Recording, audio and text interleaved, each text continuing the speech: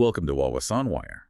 Today we're talking about Saifuddin Nasution's explanation regarding the investigation into the death of female influencer Iris Hsieh, which allegedly involves Namewee. Okay, let's just cut straight to it. The thing that got everyone talking, the real controversy, was the fact that the police took 2 full weeks, 14 days, before classifying this really high-profile case involving Iris Hsieh's death and Namewee as murder. I mean, you saw it. Everyone was asking. Does 2 weeks seem like a long time for something this serious? Oh, absolutely. And you can completely understand why people felt that way. Someone has died. It involves well-known figures. The immediate thought is, it's murder, investigate it as murder now. But that's where the Home Minister, Saifuddin Nasution, stepped in. He gave a pretty strong defense of the process, essentially arguing that this perceived delay, it wasn't negligence, it wasn't incompetence, it was actually about following strict legal procedure, rigor, he called it. Okay, so that's what we need to get into then. We're going to try and unpack those procedures, the minister's rationale, to understand why the system sees 2 weeks not as dragging feet, but as maybe a necessary step to sort of get behind the headlines and the public frustration. So let's tackle that head on. The minister says caution, but people see a major case, famous names. Why not just call it murder straight away? It seems straightforward enough from the outside, doesn't it? Isn't there pressure to act fast?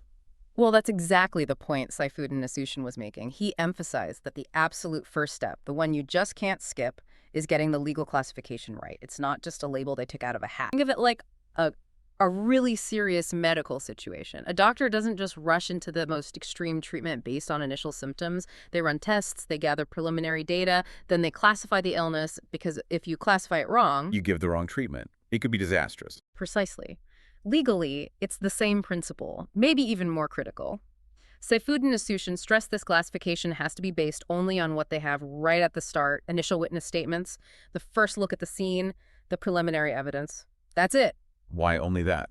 Because if they jump the gun, say, classify it under Section 302 for murder, but later the evidence only really supports, let's say, Section 304 culpable homicide, not amounting to murder, the whole investigation could be jeopardized. How so? The defense could argue bias. They could argue evidence collected under the wrong classification was improper, maybe even inadmissible.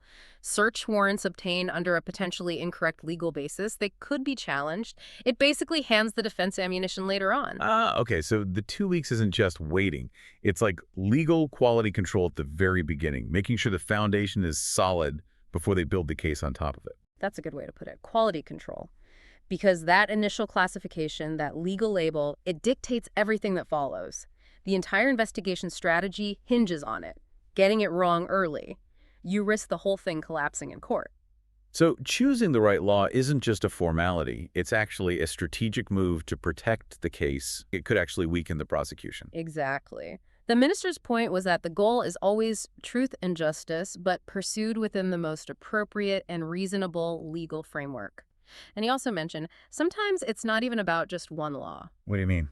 Well, he pointed out that sometimes the initial classification might need to bring together multiple laws. You might have the main criminal charge, but maybe you also need to factor in laws about digital evidence or financial regulations, depending on the circumstances. It's about creating a comprehensive legal picture. That kind of analysis takes time. Okay, that adds another layer. It's not just picking a law, but potentially weaving several together correctly. Right. And crucially, Saifuddin Nasution stated that only after this careful classification is done, only then can the police sit down and actually determine the specific direction of the investigation. So classification first, then strategy. That makes sense. And this is where it gets really interesting, talking about the strategy itself.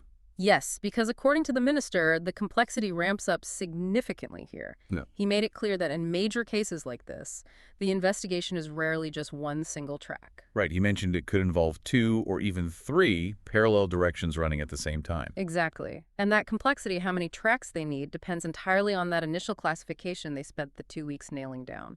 Can we break that down? What would those parallel directions actually look like in practice? Sure. Think of them as different streams of investigation, needing different teams, different expertise, maybe even different legal permissions. So you might have, for instance, Direction 1, the standard forensic work, crime scene analysis, physical evidence, witness interviews, the boots on the ground stuff. Okay, traditional policing. Then Direction 2 could be a deep dive into the digital world. Communications, social media, financial trails online related to Namewee-Iris Hsieh that require cyber experts, specific warrants. It's a whole separate, very complex track. And potentially very time-consuming, too. Hugely. And then maybe direction 3. A dedicated financial investigation, following money, looking for motives hidden in transactions, that operates under another set of rules and requires financial forensic specialists. Wow. Okay, so that 2-week period wasn't just about deciding if it was a murder. It was potentially about figuring out, okay, based on this legal classification, do we need one team or 2 or 3 specialized teams hitting this from different angles, and what specific legal authority does each team need? That seems to be precisely the implication. You need to know the legal ground you're standing on before you deploy potentially massive resources, manpower, time, and taxpayer money, probably millions in ringgit across multiple fronts. And if you launch those multiple investigations under the wrong initial classification? You risk everything being challenged later. Wasted effort, compromised evidence. It all has to flow correctly from that initial legal decision.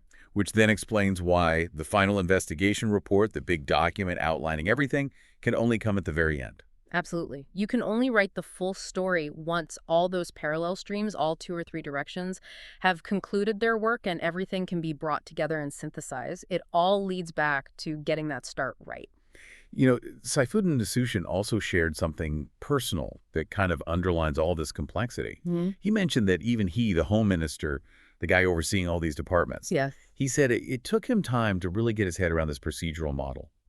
He specifically mentioned attending briefings on major serious cases to understand how it all works in practice. And that's actually a really powerful point he made. If the minister himself admits there's a learning curve, that understanding this detailed, step-by-step legal process isn't instantly obvious, even from his position. Then it makes sense that the police on the ground need time to apply it carefully, especially in a case with so much public attention like the Namewee-Iris Hsieh situation. Exactly. It validates their caution. He's effectively said, look, this isn't just red tape or people being slow. This is the required standard operating procedure for complex investigations to ensure they are solid enough for court. It's institutional rigor, not laziness. That really brings it home, I think. It highlights this fundamental tension, doesn't it? Between the public wanting, understandably, immediate answers, immediate action, just classify it as murder, and the state's need for due process, for that careful, methodical approach over 2 weeks to build a case that won't fall apart. It's the reality of the legal system versus public perception colliding. So it really makes you think, doesn't it? Knowing now that this 2-week period might be about setting up the legal framework to support potentially 2 or 3 simultaneous complicated investigation paths. Do you, listening now, think that 2 weeks is a reasonable, necessary time frame for that kind of legal precision in such a significant case? Or do you still feel speed should have been the priority, even with the risks involved later? Well, to wrap up Saifuddin Nasution's argument, he acknowledged the public frustration but positioned the delay as unavoidable procedural necessity.